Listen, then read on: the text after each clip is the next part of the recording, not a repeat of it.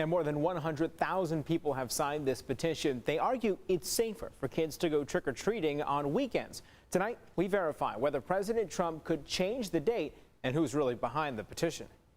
More than 100,000 people signed a petition to say they want President Trump to move Halloween to the last Saturday in October. So we verify, does he have the power?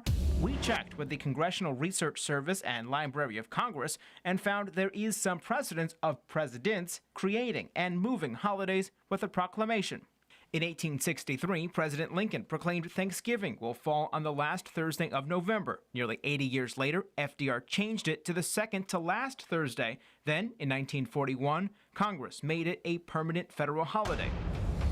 So we can verify President Trump does have the authority to change when we celebrate Halloween. But will he? Well, retailers were behind the change of Thanksgiving. They wanted to sell more before Christmas. Halloween is no different either. A lobbying group for costume makers and sellers is behind the Change.org petition. Moving trick-or-treating to a weekend might allow more families to participate in full garb.